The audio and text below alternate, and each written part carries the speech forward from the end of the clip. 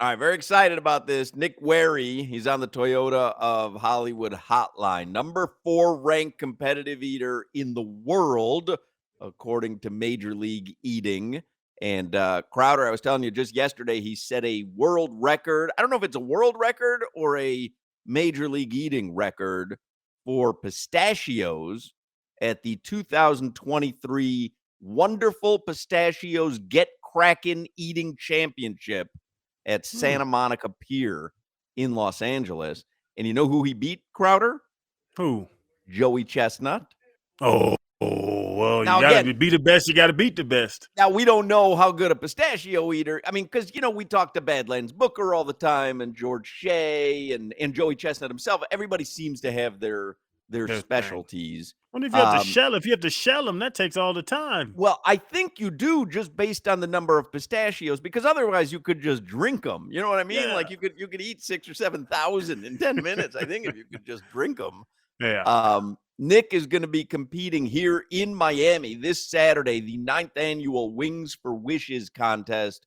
Wings for Wishes. This is a real unique South Florida fundraising event, and it combines the love of delicious chicken wings with the desire to grant children's wishes through the Make-A-Wish Foundation of Southern Florida. So if you want to attend this weekend's event, and it is always popular, it is Saturday. If you want info, you want to get tickets, just go to wingsforwishesmiami.com. That's wingsforwishesmiami.com. Nick Wehry is joining us now. Hello, Nick. Hey, guys. How's it going? So just explain to us first the pistachios from yesterday. How many did you eat, and how does the contest work? Do you have to shell them? So they do it by weight, so it's like a rough estimate, obviously, because they do it by displacement. But it was only 109 pistachios in 8 minutes, so about one every 5-ish seconds. And we do have to shell them. So we had their 5 pounds of pistachios in one bowl, and then a big empty bowl, and you throw your empty shells in there. They combine them and then just weigh it for displacement. So luckily I was able to get into a pretty good rhythm yesterday, and I think from my 12 years of bodybuilding, my callous to numb hands apparently didn't feel as much discomfort as everybody else's. Yeah, because I was going to say, Hawk was just talking about it. It doesn't seem like a lot because 5 seconds for one. So you're the best sheller. You're not even the best eater of pistachios. Yeah, I mean, who knows? I might be a terrible eater of pistachios, but all those other cats apparently just couldn't get them down that fast. I mean, like my other numbers when we talk about other contests, like 230 chicken wings or, 15 pounds of strawberry shortcake or 17 pounds of poutine, like that's a lot more food. But yesterday was a good day. It was probably the least food I've had to eat in contest and a nice $5,000 check to go with it. Yeah, I was looking at the pictures on social media. It is pretty cool. But, because I'll eat pistachios at home. I love pistachios. But, like how long if you can't crack the shell open on the first try, I guess you got to go to the next one, right? You can't spend a lot of time on it. Yeah, you just got to chuck it and move on. That was something that my anxiety was getting to me because it's what we would call a sprint, only an 8-minute contest. And you got the best eaters in the world and Joey, myself, Mickey and Gideon up there. And so when you start to just pry one, it's not coming apart in your head. You're kind of like, oh, and you start to panic, you just throw it down. You just got to move on to the next one. Luckily, everything went pretty smooth, like I said, yesterday. And I was kind of trying to keep an eye on where I was grabbing from and just grab the ones that were more like open clamshell versus the ones you got to dig your fingernails in. And Joey's the big name. Like if you bring up professional eaters, Joey's the name that, rings the most with people. Is it like, do you look up to him? Do you not respect the old guy? I'm the young guy coming up. Like, how do you look at Joey, who really is, in my mind, the name of professional eating? Oh, yeah. Joey is however you want to look at it, the Wayne Gretzky, LeBron James, run through all the names of different sports or what we do. But he's undoubtedly the best to ever do it. That said, I only look up to him because he's about 6'1", 6'2", and I'm 5'10". Other than that, he's a good friend of mine, but he's Uncle Joey, to my kids. Just a good friend of mine. But for those 8 to 12 minutes at the table, I don't know you. I don't care if you're Joey Chestnut. I don't care if you're my fiance. I don't care if you're my grandmother. I'm there to win the contest, like plain and simple. So we talk, we shoot. You know, we Hold on. like to Hang on. challenge each other. Nick, that's the second S-bomb you've dropped, and we're a traditional radio show, so you've got to stop My bad. cursing. My bad. Yeah. We're going to have to end this real quick. Solana's on it. He's dumping it, but I can see the habit we're getting into here. Yeah, no worries. But yeah, we like to go back and forth, but there's obviously a respect for what he's accomplished, because if I'm running fourth in the world and ultimately I'm trying to take that big yellow belt from around his waist at the Nathan's hot dog eating contest, I understand what he's accomplished. So there's a lot of respect into what he brings to the table. Nick Wehry is with us, number 4 competitive eater in the world. And again, if you want info for this Saturday's event in Miami, it's wingsforwishesmiami.com. Wingsforwishesmiami.com. You're one of the rare competitive eaters who's in really good physical shape, right? You're a lifter. I mean, because we have Badlands Booker on the show all the time. I think people envision competitive eaters to look more like him, even though we know actually that big size is usually a detriment to it. So how do you eat all the stuff that you're able to eat, the pistachios aside, you know, looking at the poutine and the strawberry shortcake? Yeah. How do you eat all that stuff and then maintain top physical condition? I still, thank you. I still train between 4 and 6 days a week in the gym. And I'm in a caloric deficit probably 6 out of 7 days a week. Because if I'm going to practice 1 day a week and it's going to be somewhere between, let's say, 8,000 and 15,000 calories, give or take, I know my caloric maintenance is probably about 3,500 calories to maintain my weight. So I have to take that out of basically my week and the days leading up, the days after, just treat it like a financial budget and try to be smart with it. And when I first started competitive eating, I was about 25 pounds heavier, more lean muscle tissue. So I was lifting more. And Channing could tell you, and he was probably 250 when he was playing and jacked to the gills. You got to eat a pretty good amount of food. So when I was 220 and pretty lean, you can get away with a little bit more dietarily before you start putting some pudge on. And what made you take this route, bro? Because you're just like entertaining wise, you got the mohawk, you know, you're a very entertaining dude, but now you're the number 4 eater. Like, what made you take this route? It seems like you have a lot of athlete in you, and I'm not bad mouthing professional eaters. Now, don't hit me, bro. But what sent you down this path? So I did competitive bodybuilding for about 12 years. And like I was a baseball player mainly in high school. And then I realized when I got to college, I realized I was just the big fish in a little pond, and I kind of lacked ability. So I started bodybuilding for a while. I was okay at that. And it was just but it was really my tenacity and my pain tolerance that made me good at bodybuilding. And I kind of quickly realized too, that's largely a genetics contest. We all know the genetic anomalies that are always built. And then after I kind of hung it up from bodybuilding because I wanted to kind of be healthier for my kids, somebody decided to tell me to enter a punch eating contest, the Polish jelly donuts around Fat Tuesday. And I told him, like, no way. And he's like, well, you can win $200. They're raising money for charity and you get free donuts. I'm like, well, that's a pretty sweet deal. You know, so I waddled myself in there. I won handily, then entered a professional contest just on a whim and placed 5th among 16 professionals. And I realized, like, I could travel all over the United States and internationally and get paid to eat these foods and experience different cultures through foods and put smiles on people's faces. And it was kind of nice to have a little bit of, God-given ability or talent at something and succeed at it. So I think that's kind of what made me chase it a little further. Yeah, it's pretty cool. Nick Wehry, for those who don't know, you're married to Mickey Sudo, or it sounded like you said engaged earlier because you said fiance. We're engaged. To Mickey? Yeah, we're engaged. So she's the number 1 ranked female in the world. So I'm not even the best eater in my own house. So it's but do you guys pretty incredible. Do you guys go to as a goof like the Olive Garden for all you can eat breadsticks and salad and just sit there and just kind of like a goof, like, hey, let's see how long it takes for the waiter to say something or like when you're not training for an event or eating in an event, do you guys just eat normal sized meals? So for the most part, we eat like normal sized meals, maybe slightly more volume, but calorically pretty normal. Like she eats a lot of kale, boneless, skinless chicken, avocado, spinach, broccoli, etc. Mine is similar to my bodybuilding diet, pretty bland and boring, just less than when I was much heavier. So a lot of boneless, skinless chicken, egg whites, etc. But there are definitely times when we'll go to like an all-you-can-eat sushi place or like a Texas Day Brazil, and we might start getting our drinks into go cups after a while. They're kind of trying to escort us out the door because they're not as thrilled as we are, because we're one of the very small percentage of people that they might lose a little bit of money on. And I got to know, Nick, how'd you shoot your shot, man? How does professional eaters try to holler at women? I would love to say it was my natural good looks and charm, but there's not a chance of that. So I would think what it was we actually had a mutual friend that said, hey, you should speak to, Nick. And they said, you should talk to Miki. And I'm like, she's not going to give me the time of day. And they're like, no, I'm telling you, you should speak to her. So I said, okay, finally. So, we met up and just kind of hung out, and things just kind of worked. We realized we had some of we were both there for business. A lot of competitive eaters, and this is no disrespect to a lot of them, are there to have fun. They're there to travel. They're there for their 15 seconds on ESPN come the 4th of July. Miki and I are there for business.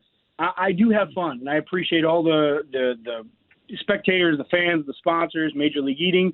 But ultimately, for those 8 to 12 minutes, it's a job. So I train seriously. I take it seriously. I want to take everybody's check that's up there, ultimately. And I think we realized we had that in common, but also still some normal human things like enjoying travel and family. Things just they worked, There's a website, if people are interested, thehungrycouple.com, thehungrycouple.com, and it's Nick and Miki, and you can see their eating travels, if you will, because that's a dynamic duo right there, Crowder, when it comes to eating. I always ask the eaters, though, whenever we have them on, what is a competition that you entered, and then when it was over, you said, I will never eat that particular food item in a contest, at least again, because it was either vile or it came out poorly, or like what's the food where you go never again? Oh, that's tough. I don't know if it would be never again if the paycheck was right, but that said, I did 9 pounds of Spam in 8 minutes at the Circuit of the Americas down in Texas. So that's 12 cans, and it was just raw, just popped out of the can, pick up the brick and eat it. And that was digestively, that was pretty rough. The next 36 hours, that's about 56 grams of sodium in there. So that was my hands looked like Jimmy Dean's, sausages. I looked like T-Rex arms. It was like big old basketball head. It wasn't pretty. Did you win that contest? Did you get at least a paycheck out of it? I broke the world record and got second by a can. I was that was one of those. It brought me right back to like high school sports, to where you play that game into let's say it's in high school, it's 7th inning or 8th inning, and you end up losing like a tight game, and you put up a great game. Anybody could tell you, any athlete, ex-athlete, what have you, could tell you, like, sometimes the other person is just better than you that given day. You play your best and you lose. And I don't know what's more irritating, because that was just like, you're happy with your performance and you still got to take the L. That's a frustrating day. And you got 9 pounds of Spam in your belly. That doesn't help. Yeah. That's crazy. And man, you talking about that with the sport and all, and the competitive part of it, you said if the check is right. And I was just looking through your Twitter here before we got on with you, and you have $1,000, $5,000 checks here and there, just all over. Like, it's lucrative, because I saw you with your 3 babies. You're feeding kids. You're raising a family off eating. Yeah. So I mean, it's a sweet deal. Like, it can be, like if you're at the top of the heap. Ultimately, I think some of it's about marketing yourself. Is what are you going to be? And for me, that's probably one of my biggest weaknesses, actually, because I would say I'm an awful hard salesman. I just kind of am myself. The fanny pack, the ridiculous mohawk, and like those are things my 8-year-old daughter loves. And my fiance loves them. That's who I am. The goofy shoes or socks. That's really not a gimmick.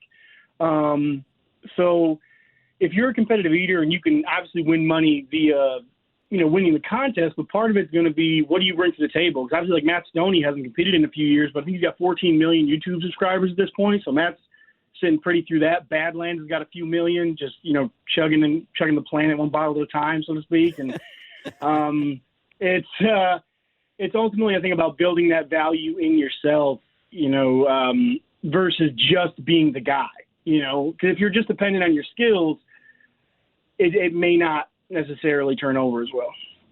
Yeah, no, it's one of the reasons that I know Nick, because you watch the 4th of July hot dog eating contest and you stand out because Joey Thank you. Chestnut just looks like ordinary everyday Joe, but that's He's fine a guy. because he's the greatest to ever do it.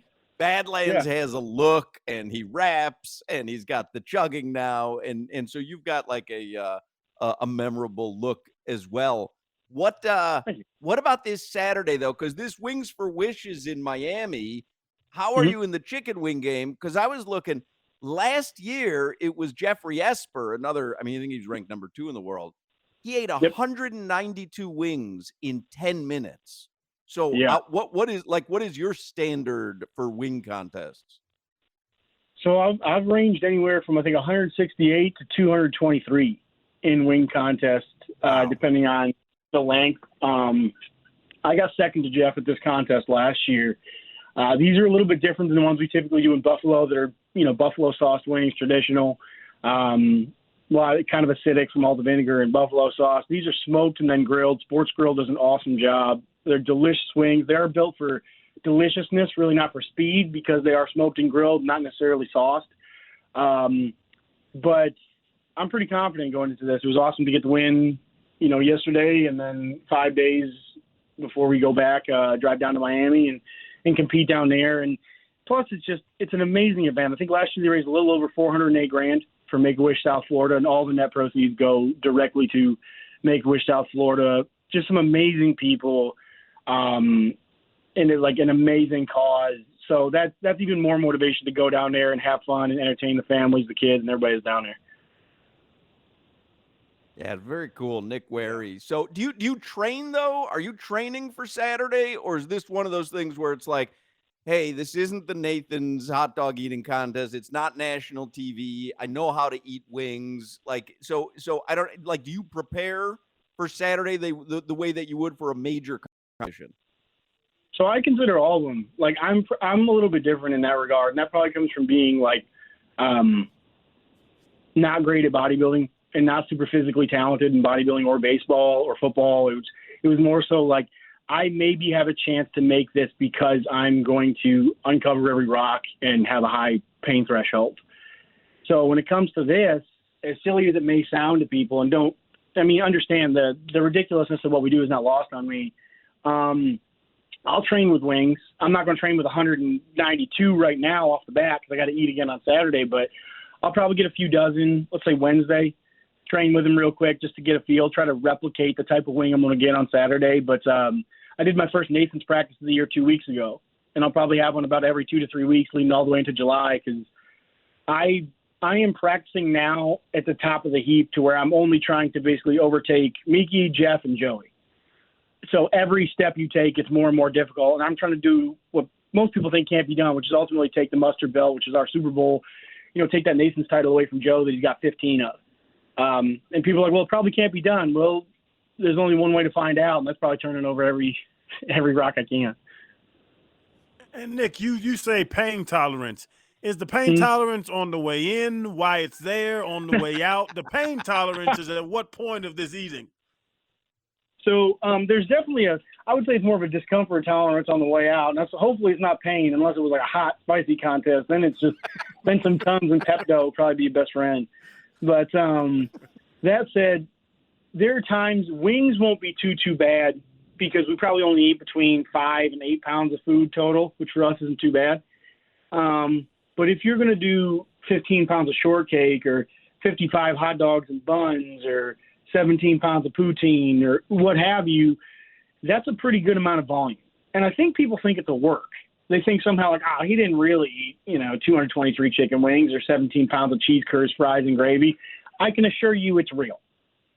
So the distension of your stomach, I want people to imagine how you feel Thanksgiving when you got to drive the car with the seat tilted back just to get in.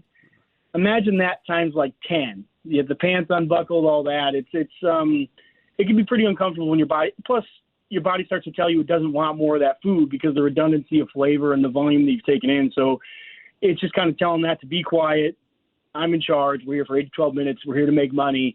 I don't really care how uncomfortable it is or how bad it tastes at the time. Yeah, that's wild. That's the mental aspect of it, right? Yeah. Because not only are you full, but your body, your brain is saying to you, you don't want more of this. Like you're literally trying, like you don't want more of this. You've had enough. Yeah, And you have yeah. to After just kind of grind through that, I guess. yeah, ultimately, because after like people always go like, oh, do you want to be really hungry going into it? It's like, well, you want to be digestively empty, probably, so you have the real estate to put something.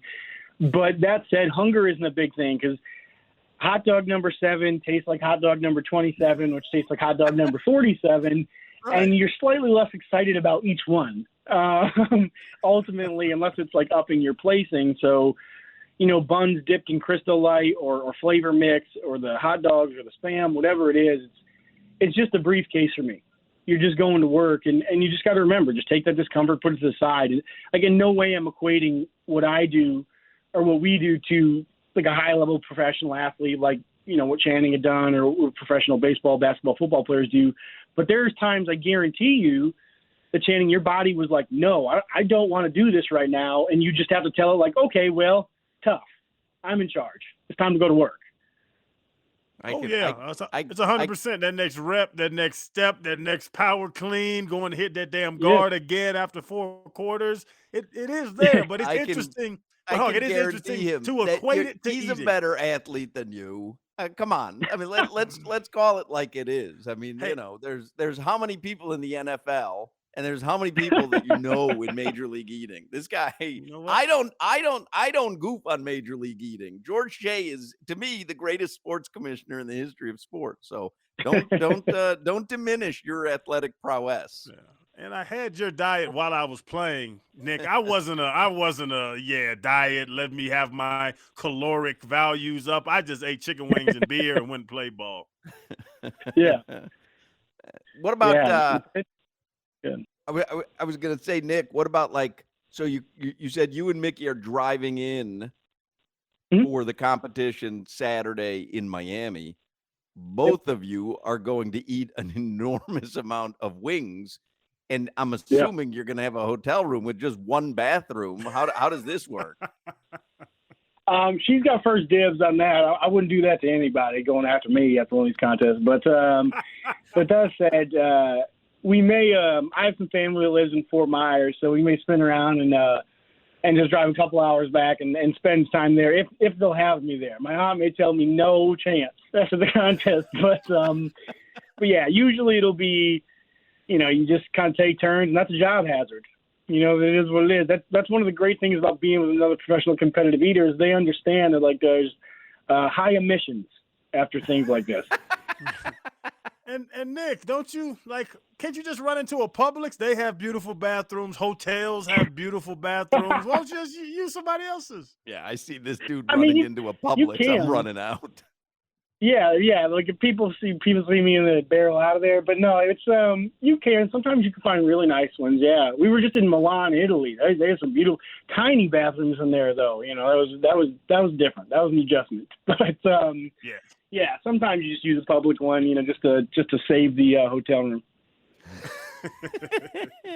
That's got to be amazing. I'm fascinated by all this. I'd like to have you on again sometime. Again, Nick Wehry. So the competition is in Miami this Saturday. It's the 9th annual Wings for Wishes, and it really is for a great cause. If you would like to attend, just go to wingsforwishesmiami.com. That's wingsforwishesmiami.com. And if you want to see the website with Nick and his fiance Mickey, who's the #1 competitive eater on the women's side, thehungrycouple.com is the website, thehungrycouple.com. Nick, thank you for joining us. This is fascinating, and would like to have you on again after the contest. Hopefully you can win on Saturday, and then obviously we want to have you on leading up to July 4th when we really get into it in the heart of summer. Yeah, it'd be amazing, guys. Thank you so much for having me on. It was a great time. Very cool. There you go. Nick Wehry, #4 competitive eater, according to Major League Eating in the world.